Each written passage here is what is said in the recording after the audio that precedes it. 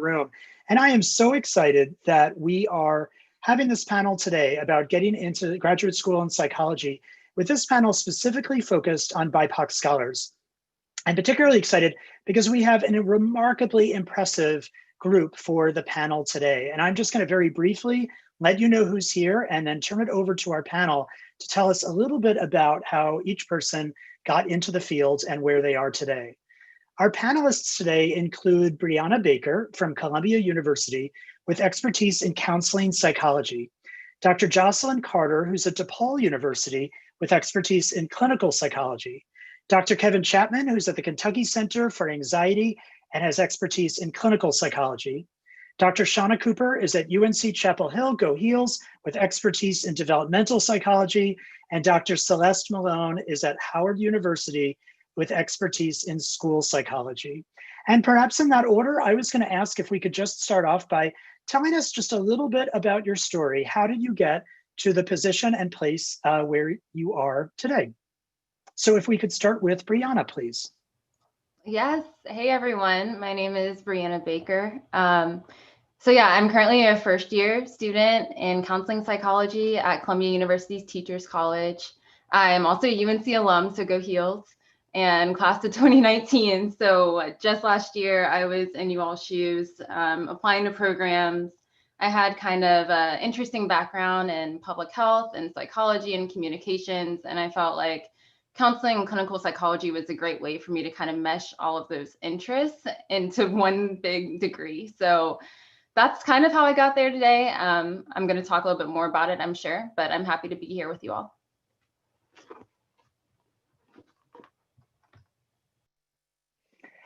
Hi, everyone. I'm Jocelyn Carter. I am currently an associate professor and director of clinical training at DePaul University. I'm in the child clinical track of our program. My journey into psychology really started when I was an undergrad. I was at Yale University. Actually, Dr. Princeton was my undergrad advisor. I went straight to graduate school from undergrad. I went to Vanderbilt and then went to internship at Lurie Children's Hospital in Chicago, Illinois, and stayed in Chicago since then. So happy to talk about anything of interest, especially funding opportunities and selecting graduate programs and locations for school and a career. Hey everybody, I'm Kevin Chapman. It's just an honor to be here with you all. It's just such a blessing to know that you guys are on here because we've been excited about this panel. Originally from Louisville, Kentucky, did my undergrad at Center College, a small liberal arts school in like pretty much a dot in Kentucky.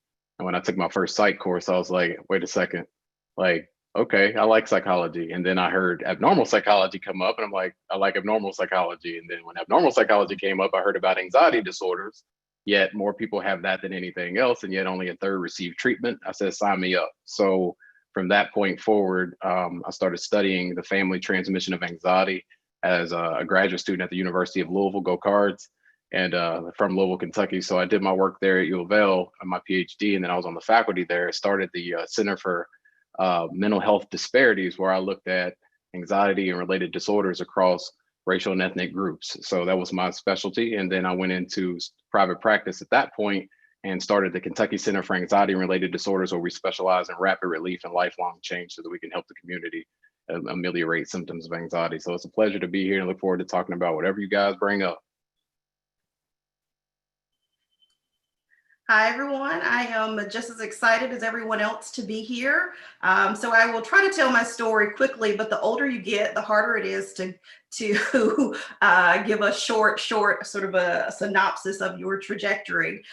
So my story actually starts where I am currently. I was an undergrad at UNC Chapel Hill.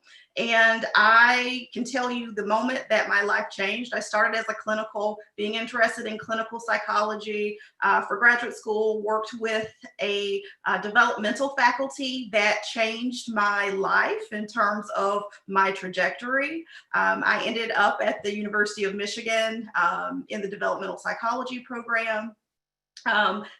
Focused on work broadly on promoting positive development for Black children and youth, thinking about that within the family, school, and community context. After grad school, I ended up as a faculty in a clinical community area at the University of South Carolina for 10 years, and came back to UNC almost 4 years ago. So again, as I said, I'm now ending or currently am where I began. So excited to answer any more questions about the trajectory and just the grad school process in general. Hi, everyone. I'm so excited to be in community with these wonderful scholars, as well as to help demystify the application process of psychology graduate programs. So again, my name is Celeste Malone. I'm an associate professor and the coordinator of the school psychology program at Howard University.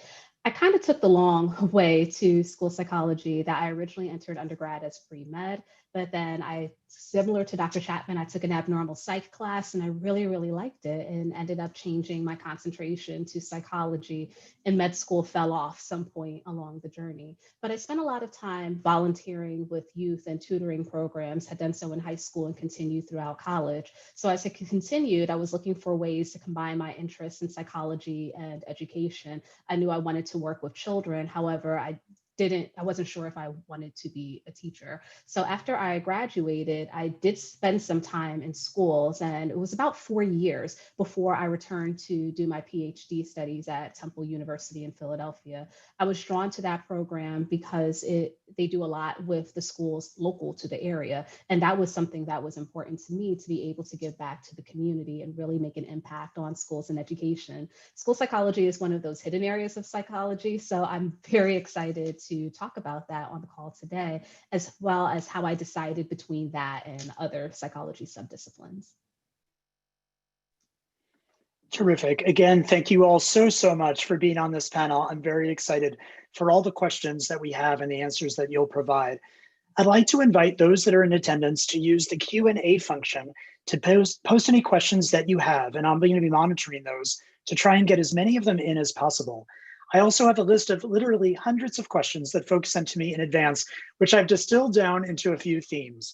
And perhaps a good place to start, and this might be a good question for Dr. Malone and for Brianna to begin with, is if you could help us to understand a little bit more about the difference between clinical counseling and school psychology, please.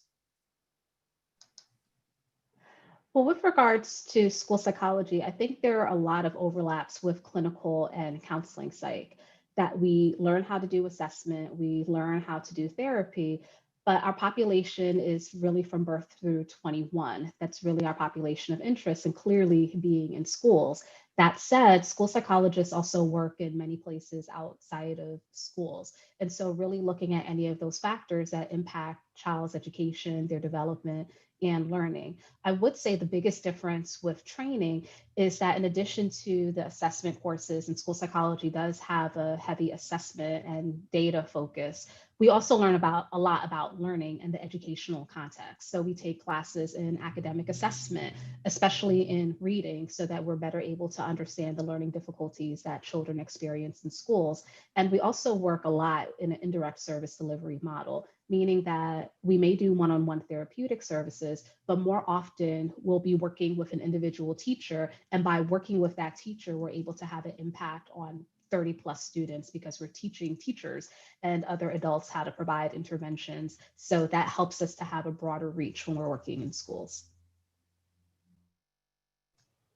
Yeah, and counseling psychology has a lot of overlap with clinical psychology. I applied to both types of programs, some combined, some clinical, some counseling only, just because they do overlap a lot. I would say the biggest difference that I've witnessed is the strong influence of multiculturalism that is in counseling psychology. We tend to focus on treating people within their social context, looking at kind of their entire life and ecosystem when we are in treatment or assessment. So that's probably the biggest difference that I would say, but we still provide assessments, do talk therapy, can do group therapy. We also have more of a stronger, in our training, we do a lot more classes, a lot more coursework that's focused on actual counseling techniques and practice compared to the clinical program, but we're in the same department, so we overlap a lot.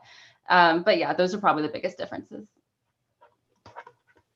Thank you. And Dr. Cooper, if you wanted to say anything about developmental psychology or given your experience, community psychology as well, I know people would be excited to hear anything you can offer there.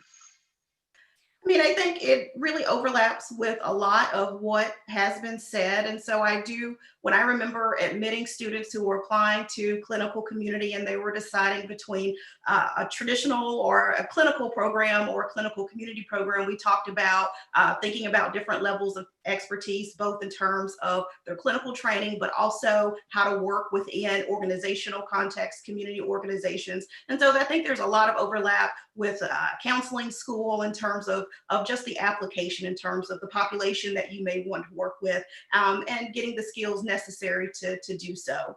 The developmental side of me has a different response. And so I will say is that a lot of applicants will often talk about how to, they have ultimate goals of working in communities or working in organizations, and how can they apply their developmental skill set to that.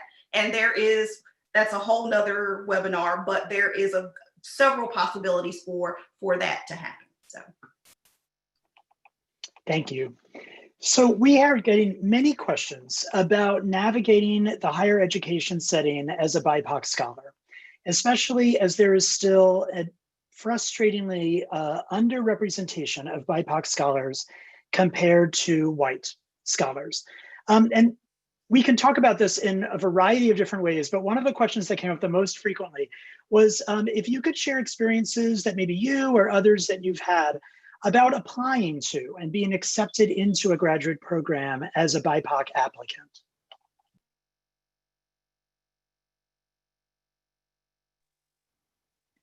I can jump in there to start. So I applied to graduate school in 2002. So I wish that the statistics were a lot better in terms of representation now, but I just looked at them and they're not necessarily any better than they were 18 years ago. We still have work to do. But I think what is important is knowing that you don't have anything to make up for in terms of your application. A lot of times applicants ask about that, sort of like overcoming deficits, maybe a lower GRE score or a lower GPA.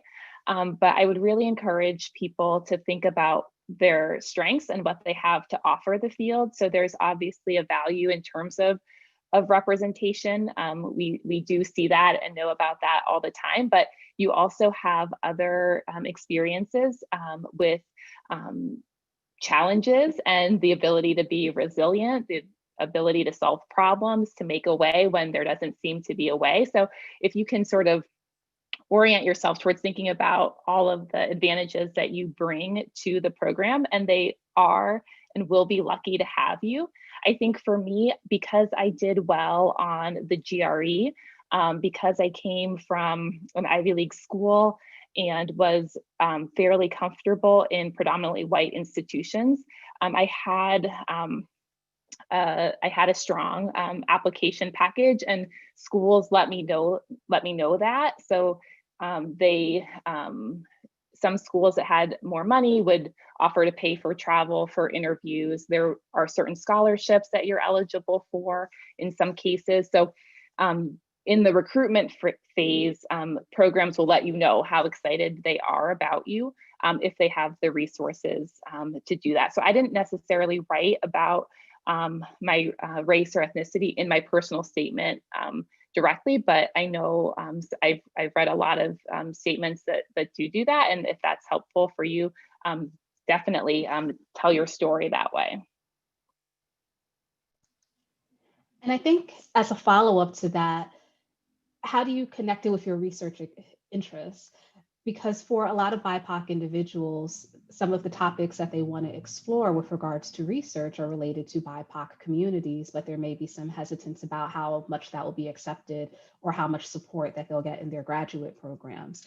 And so to Dr. Carter's point, we all have important stories to tell, and that is not something to make up for. And so as you describe your research interests, being able to connect them to your personal experiences, to show that you've noticed this phenomena and you want to approach it in this scholarly manner, because lived experiences are real. And the lived experiences that we have as BIPOC individuals, sometimes it could feel isolated to ourselves until we meet other people and have these conversations and we see how common these experiences are. But that's the beauty of psychology, that it's supposed to be about the human experience. And for quite some time, our stories have been neglected. And so leveraging graduate school as an opportunity to help your community to get a better understanding of how your experiences really came to be and not shy away from talking about those interests there. I will just sort of chime in and say is that, when I think back to, my process many, many years ago, it was really a lot, even in describing my trajectory, it was hard to tell you the unsaid abstract things that sort of helped me along the way that I didn't even realize in the moment were so impactful for my decision, for the program, and just my own trajectory. And so I will say is, I, was lucky to have a great mentor who was very honest in saying, tell your story. And that, this is opportunity in your personal statement to tell your story, linking it to the goals or the training goals of the program you're applying to, but absolutely not shying away from your experiences and the many things that led you to that path. And again, I think, I had a mentor who was able to help make sure structure and craft, give feedback on a personal statement that allowed all of that to shine through. But I do remember her message, and I do tell that to my undergrads now, is that you want to be in a place that will as much as possible be welcoming to your lived experience. And so this is part of the process of sort of shaking out the places that will nurture and cultivate and foster your development. If I could add to that, I'm gonna co-sign everything that's been said. There's no cap at all on what's been said, so I appreciate that. And as a BIPOC individual, here's what I would say. I'm gonna address a couple of things at once, Dr. Prinstein. So here's something I'd say to that. I can't tell you how many times I put in a personal statement something to the effect of, as an African-American male, comma, ... And that was very powerful because the numbers don't lie and the statistics don't lie. And I think it's essential that you weave in your status, especially if it tells a story. We're in a place now where people are pretty much woke for the most part. And I think that it is welcoming in this day and age for us to put our life experiences out there.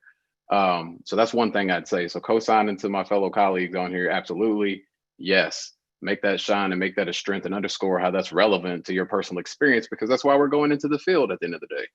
So that's definitely relevant. That's something that's very welcoming. So please don't shy away from that if you feel that that's powerful for you and your story.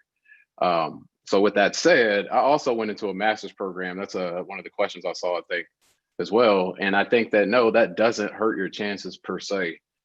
For me, it was more so deciding between a clinical PhD program and a PsyD program. And I went the PhD route. And I think for me, a master's program really helped me kind of delineate whether or not I wanted to go the PhD route versus more of the PsyD route. And I decided to go the PhD route because I found in my master's program, I had phenomenal clinical training, but the research, I wanted more background in the empirical part of things. So that's why I made that decision. So for those of you out there who are wavering as to whether or not I need to go to a master's program, will that hurt my chances going on to a doctoral program? The answer is, do you. Like, ultimately, it's going to build your experiences and your character. And if that's something that you want to do, that's something that's going to be able to strengthen your personal statement when you get to that place, because there's reasons why you're going to that. And you can tell that when you go onto a doctoral program, if that's what you in fact want to do. Yeah.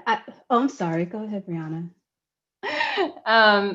I fully agree with everything that has been said. I mean, I know one of the hardest things for me when I was applying, and again, this is just last year, and I actually applied twice, so I have double the experience of applying, but I remember how hard it was for me to put into words what I wanted to do, and also being, admittedly a little bit unsure of what I wanted to do, like in its fullness. I knew the impact that I wanted to make, but I wasn't quite sure how that would all flesh out through the program. And I think that that's okay, as long as you have somewhat of an idea of how the program is going to help you achieve your your goal and the impact that you want to make in life. I mean, that's kind of how I approached it, is from this kind of top-down approach of just knowing what I wanted to do in the world, what kind of researcher I wanted to be, like who Dr. Baker was going to ultimately be, and then how the program was going to help me achieve that. So I think that's really important. I also think, Dr. Cooper, what you were saying about choosing a program that is going to nurture you and cultivate you into that person is so important. And especially, I think, for BIPOC individuals to find a place that is welcoming, and that in the midst of this election and COVID and everything was going to be a place where you felt supported. I think that's incredibly important. Yeah, and just responding to that, what you just said, Brianna, as well as what Drs. Cooper and Chapman said, the importance of feeling nurtured. So I remember applying to grad school and just being aware of the pipeline. I was aware that I would probably be one of a few.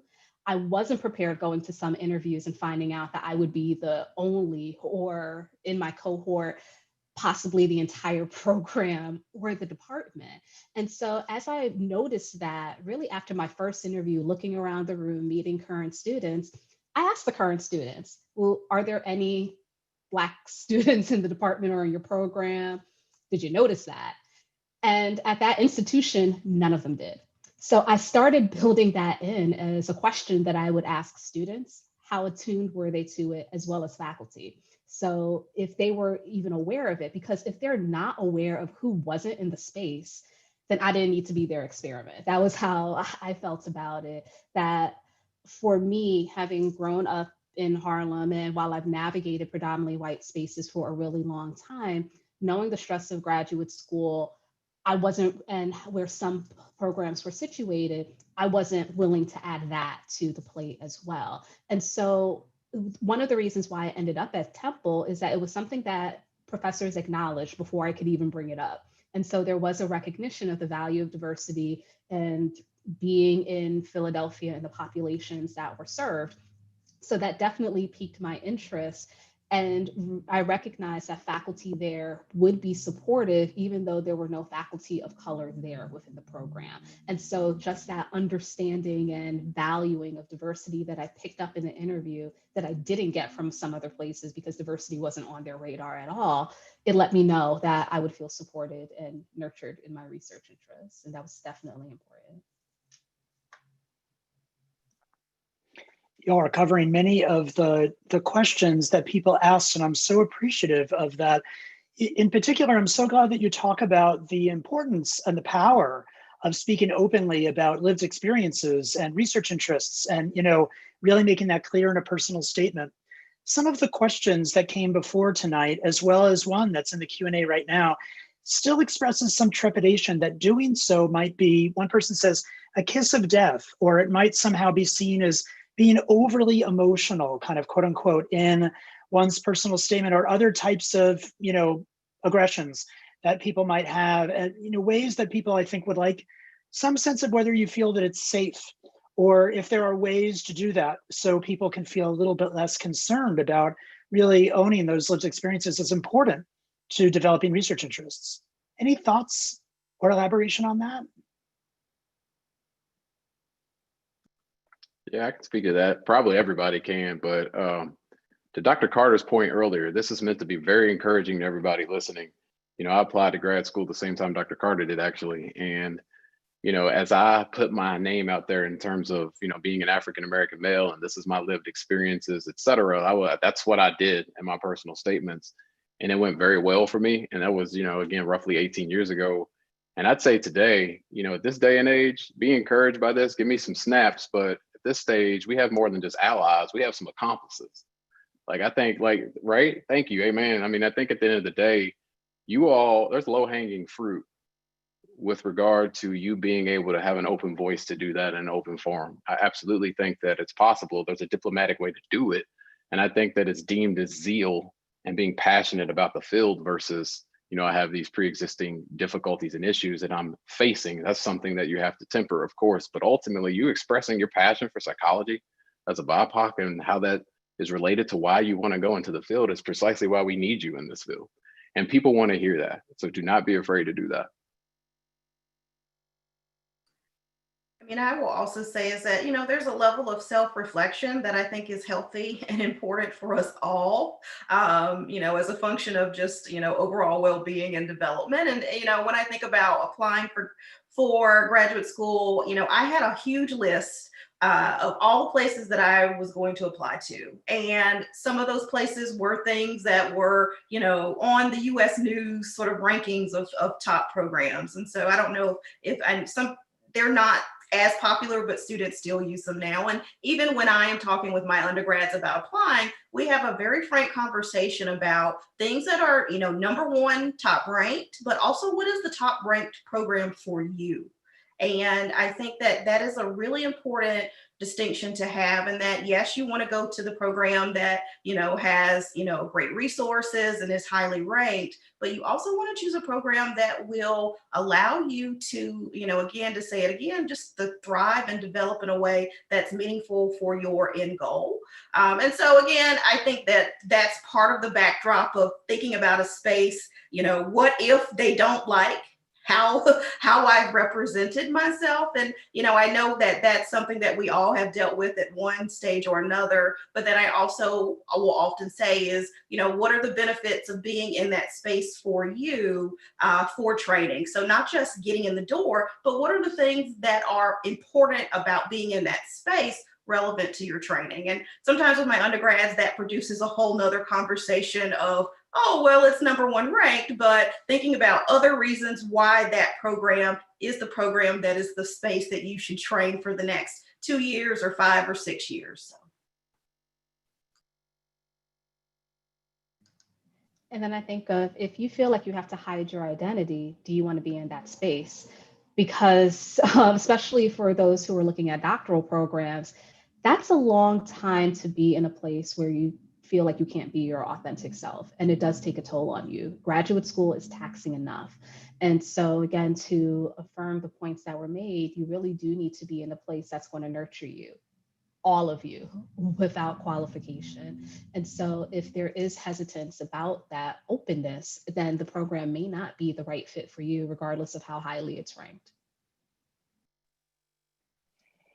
Yeah, I guess another thing that I took into account is that I had a very strong network of support outside of my graduate program. So I wasn't necessarily able to find other ethnic minority students in my program, but within the broader university and then within the community itself. So all of your support, it's great if you can get it from your peers and faculty and advisors, but there is life outside of the program as well. So that's even something to inquire about if you visit a site for interviews. Just what other resources are there, and are the people that you're meeting with like helping to facilitate those connections, again, with that level of awareness that this is something that may be important to you. I think those are good things to keep an eye on.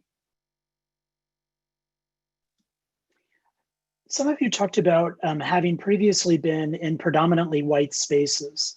We do have some questions about the feelings of culture shock or imposter syndrome that some might feel. And there was a request to talk about that, if anyone can speak to those experiences and how to kind of cope with that.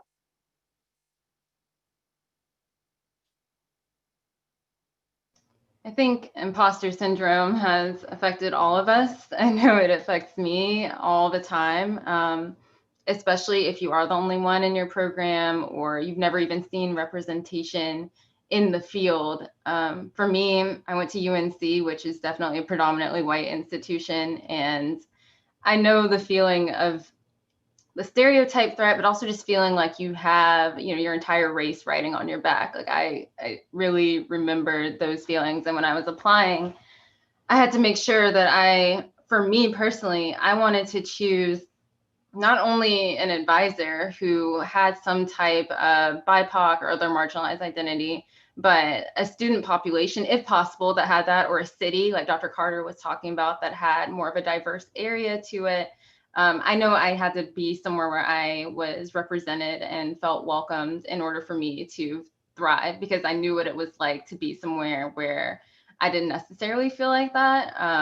And I know because I live in a small town, so I know like just that feeling and wanting to break free from that. And that was a really strong priority for me, was going somewhere where there was representation in the program from my advisor and also in the surrounding area if possible. I mean, some people can go out in the middle of nowhere and thrive just fine, but for me, I knew that was a priority, that I needed to be somewhere urban or somewhere that had a lot of diversity to it, because being the only one sometimes was too much for me. I think about the tools and life experiences that I had and that many of you had prior to entering graduate school. And so I touched on it earlier that I grew up in Harlem, which, no shade to Atlanta, but Harlem is the epicenter of Black culture. And so I grew up with images around me that spoke to the greatness of Black people and knowing about those achievements.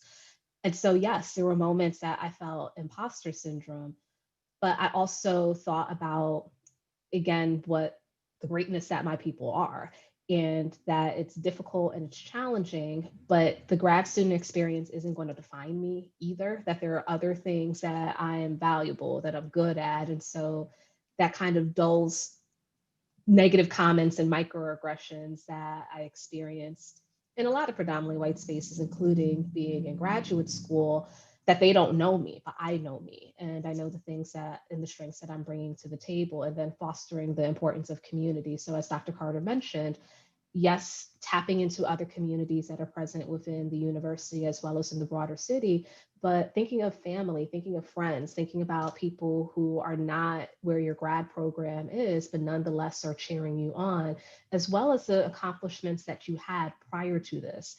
That while grad school, it seems like a hugely long and never-ending experience when you're in the midst of it, it's one stop on your life's journey. And so it's important to look at it within that perspective as well, that the individuals who are talking about you or making negative comments about you, again, they don't know you, they don't know what you've been through, nor do they help you to get to where you are at currently, nor are they going to help you to move further past that. And so just to be able to silo those pieces and surround yourself with in an affirming environment with affirming people, particularly from that cultural lens, tapping into that.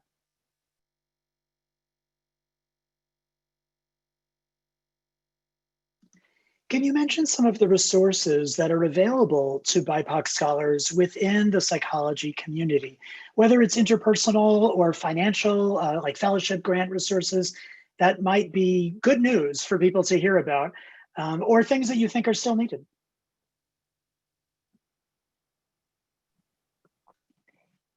Go ahead, Dr. Cooper. So I was just going to say, and I could probably put it in the chat or the link, but we keep in our lab a running sort of, folder of things that are helpful as students are preparing. And so those are recruitment weekends. And so there's a really nice link that warehouses all of the recruitment weekends across the I think both within the US and internationally for those programs that are hosting recruitment weekends.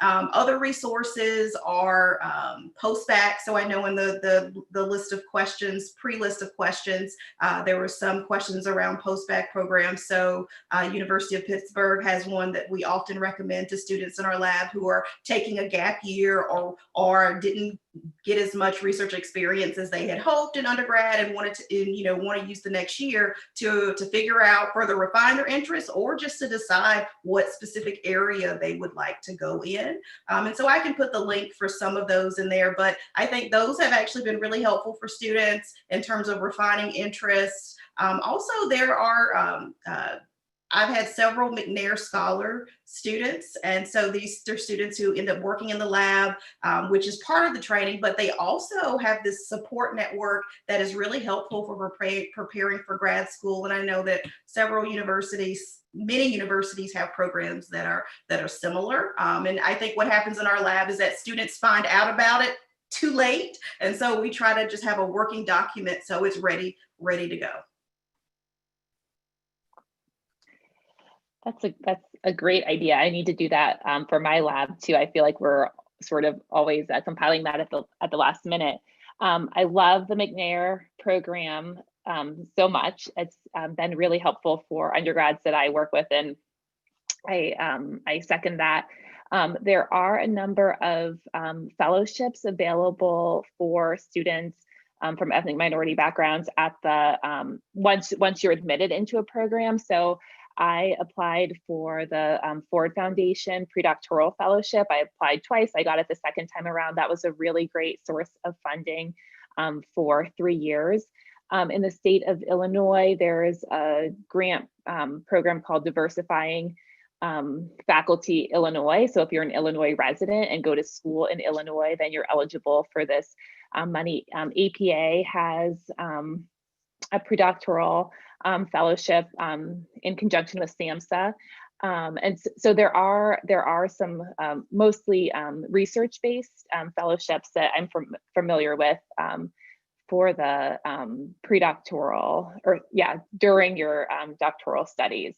And a lot of conferences and professional organizations will have smaller pots of money. So like a $500 poster award or travel award if you are presenting on research related to to diversity. So there are little pockets of money, but there's also a lot of bigger funding opportunities available as well. They're competitive for sure, but asking around and getting examples and just knowing what those options are can be really helpful in supplementing whatever you may get from your university if it's funded partially.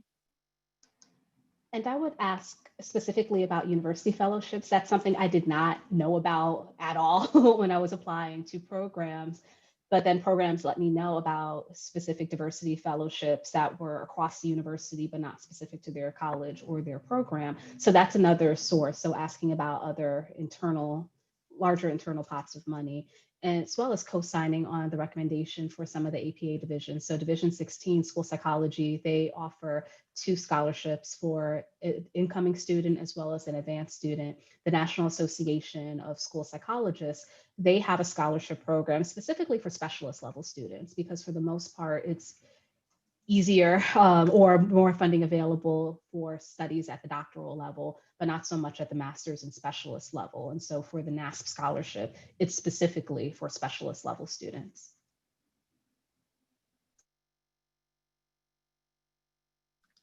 The NSF Graduate Research Fellowship puts a very high priority on diversity within the field, and it's a very high-paying fellowship as well. And anyone who has an NIH grant can write a diversity supplement for a specific individual to fund their graduate student or postbac or even postdoc experience. Those are some nice resources that I've heard of and used as well. There was a question about survivor's guilt. The question of pursuing education at the expense of family needs, as one person said. And also a question about being a BIPOC scholar in the field of psychology when one's own community of origin might have mental health stigma or some different kind of dynamics to kind of talk about with one's family when going into this field. Do you think that that's a concern that people might have, or do you have any comments or thoughts about how that might play out?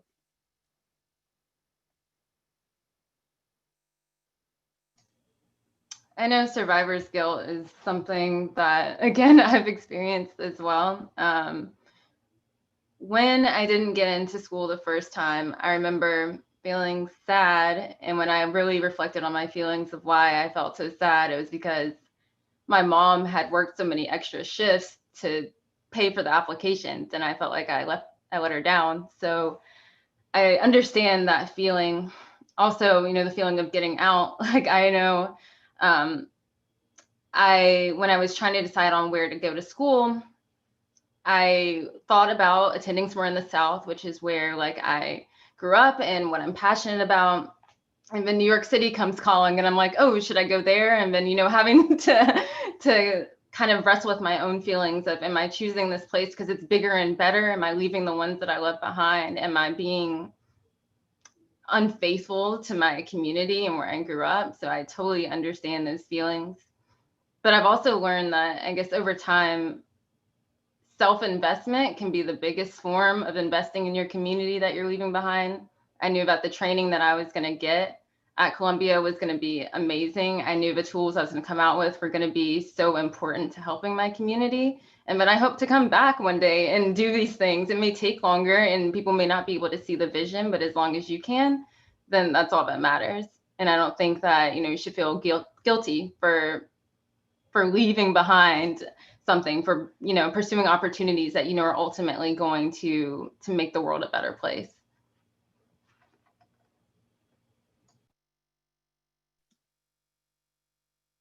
Perhaps related, I have a number of questions about people who are very interested in pursuing training, but they want to get training with a focus on BIPOC populations and on giving back to communities. But it's hard to find people who might be working in those areas. How can you find those experiences, or how can you promote those experiences when with a mentor who may not have done a lot with BIPOC communities or may not have thought about outreach so much of their research? Any thoughts about how to make change happen? So I will, go, Kevin, you can go ahead. All right, go ahead, Doc. No, you're good, go ahead. I was smiling because we just had this conversation and, and part of it is thinking about, students bring a lot of exciting things to their mentors. And so every admission cycle is really an opportunity for me, not just to get a new student who's going to be doing, my work, but really what are they bringing to the lab that's exciting? And I think that that's a really great opportunity for students if their mentor is not engaged in outreach and that mentor is willing, that it's an opportunity to extend the reach of their lab. And so I think that that's one way to look at it. But I also think that this is a good example of, using the opportunity to reach out to those potential mentors and hearing about not just the work that's on their website, but also sort of the current state of their work, what projects they're working on, and also the outreach that they're doing. Sometimes that can get lost in various spaces. And so this could be an opportunity to reach out and to see what mentors are doing in an outreach capacity. I just echo what Dr. Cooper said. We both shined when she started talking. I was smiling too, because I think that there's many mentors out there who they want to understand how to do that. They just don't know how to do that. So I think at the end of the day, like for me, I'll give you an example. Like my research program was on the family transmission of anxiety. And, my mentor in grad school absolutely didn't do anything with BIPOC populations, but had a desire to diversify the research lab. So, and when I say diversify the research lab, you got to think about it in terms of complementing what they're already doing in their lab. You don't necessarily want to accept someone who's literally doing the exact same thing you're already working on. You want people who complement what you're already working on. So being able to find that, someone who's interested in, say, the family transmission of anxiety, generally speaking, as the umbrella term, I was interested in doing the family transmission of anxiety in African-American families specifically. So that was a really good way to carve out my own niche based on my own interests, right? And under the umbrella of the research lab. So I would say that at least for that side of the coin, it's really important to think about what is that mentor's work? What are they researching? What are they doing? And how can you take your own personal interest and improve that and enhance that and diversify that? Yeah, and I'll just follow up with a specific example for me from grad school. So my grad school advisor worked on familial transmission of depression. And one of the things that we did was in an effort to recruit more Black families into our research, we started doing a depression treatment group that was not at our university, but it was at a community-based site. And I took the lead in terms of identifying that. I was able to do that from my practicum experience, be connected to a community-based site, and then ran the recruitment process and facilitated the group. So exactly what Dr. Chapman was talking about. So an extension that furthered the research, but also included the families that I most wanted to be included and see represented and help in the research.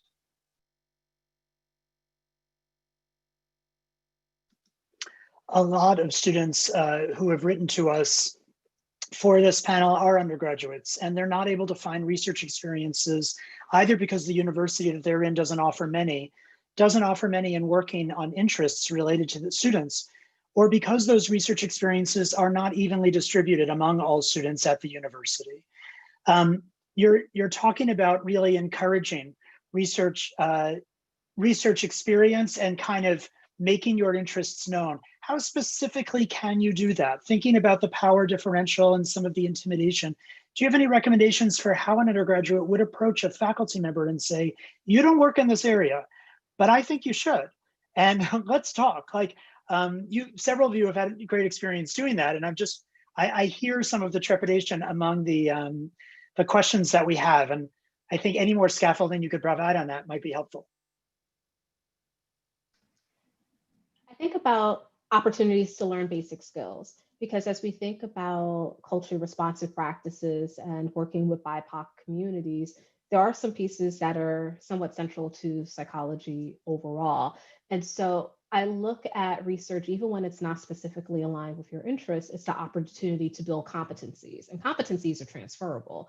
And so not looking at it that I'm developing this research body on anxiety because my faculty mentor does anxiety, but what are the skills and competencies that you're learning with regards to reviewing the research, taking a critical eye on it? These are very important skills that you'll be able to leverage into your own research program of interest once you go into graduate school. And so if there are limited opportunities, I would say consider who would be the best match with regards to work and some of the broad interests that you have, even though it's not a match exactly with what you're interested in, it still sounds interesting to you, so that you're able to get some experiences that you're able to take with you and apply for other research problems. Because the process doesn't really change, but the questions we ask do.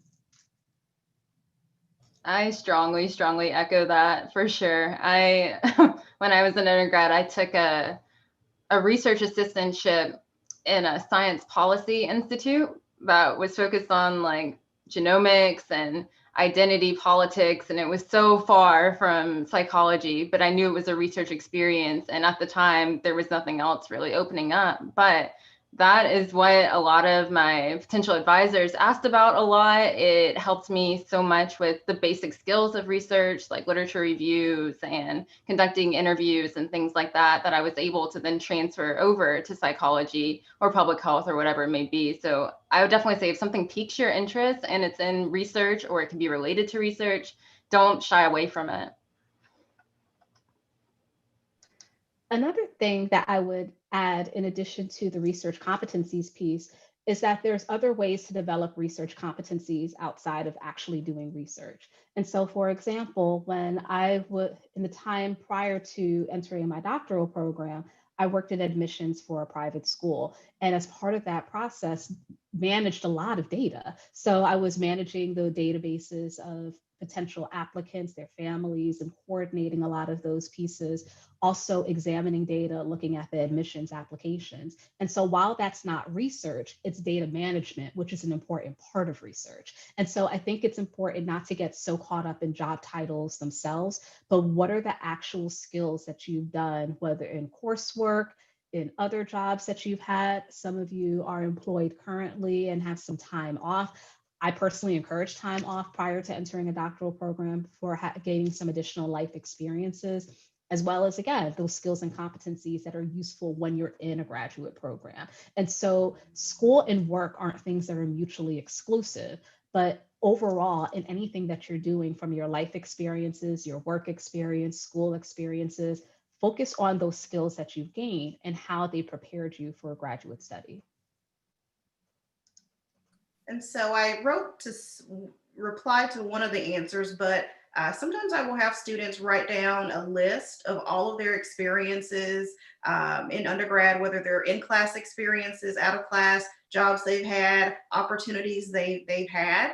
And so I often do that as a way to help see the bigger picture. And so students are often worried about, I don't have enough of this experience, or I need more of this experience. And so that really is is an activity that I use to center sort of the number one. I think our internal compass tells us where we're going before we sometimes know ourselves. And so when students see that they've had a number of experiences in this area, it actually begins to sort of clarify their direction and, ultimately what they're interested in. But we use that as an opportunity to build when they're writing their research statements to sort of think about, okay, what do all these collective experiences say about my interest and where I want to go moving forward. And so sometimes that's a great sort of activity. I've done it myself as a faculty because it helps to tell the story. And sometimes you're so embedded in the story that you can't see the story. And so that's a good way to reorient or to even orient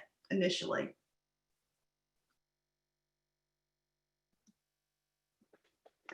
We have to move the needle on mental health, and that means changing systems to make sure that we have a workforce that is far more representative of the entire country, the world that we hope to serve. What's your opinion? Do you think the field is ready to make these changes? Do you see any signs to suggest that this is an okay time to enter into the world of graduate school in any of these areas of psychology? What would you say to the people listening about whether now is the time to get in?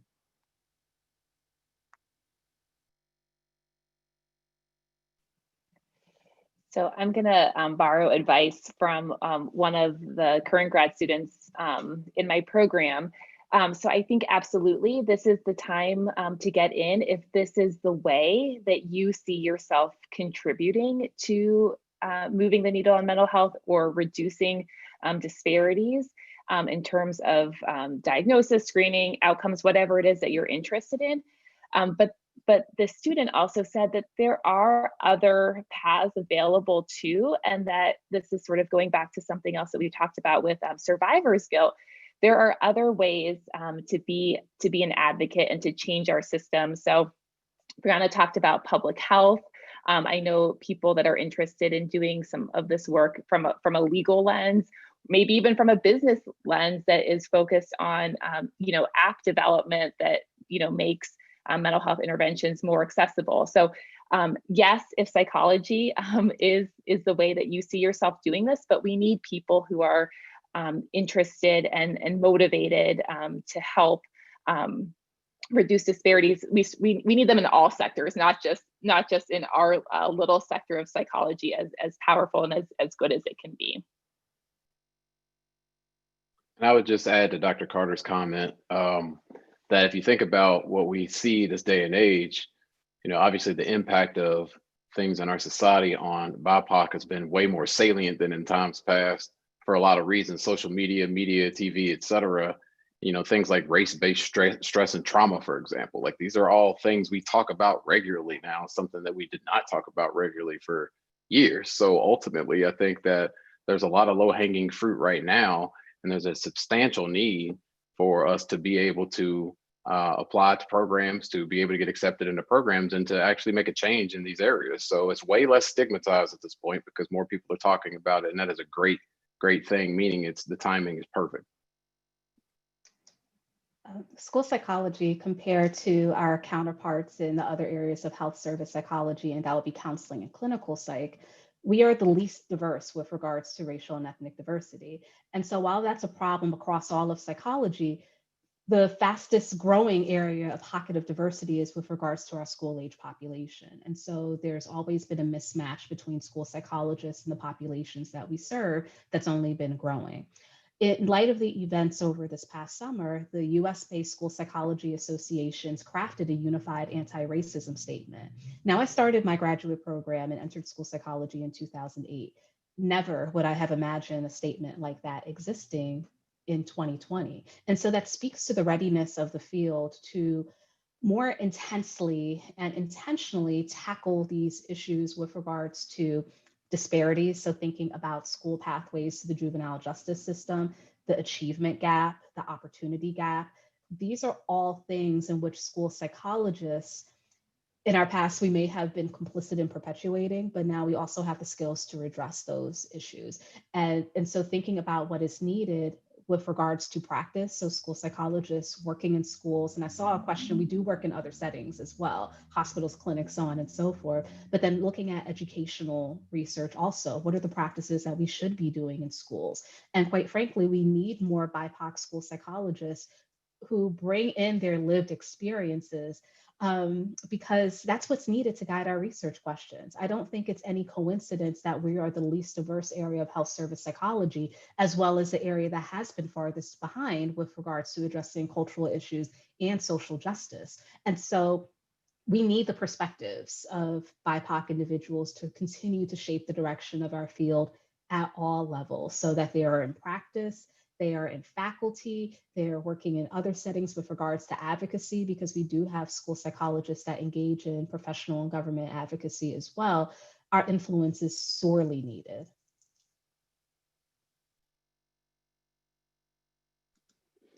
Would you say that in counseling and clinical, there's a similar urgency and need to have more BIPOC voices within the field? Are you seeing any signs of that? Yes. Yes, there is always going to be that need. There's always, what I do like about, my generation is that we are very radical, and that energy is very evident, I think, in my cohort and the cohorts around me. In the program itself, we as the students have this unique ability to make a change within our programs and ultimately the field, because we are the rising generation that's going to hopefully one day have doctor before our names. So I think that it's definitely needed, and I think that that energy wave will only increase as time goes on. Yeah, and I would say the populations that we work with in terms of therapy and assessment, they're also asking for more representation. So they're asking, can I have a therapist who matches me ethnically? Can I have a therapist who knows what it's like to be in my shoes? So it's not just ourselves as professionals recognizing the need, but it's really what our clients and patients are asking for too. So yes, we have a lot of need there.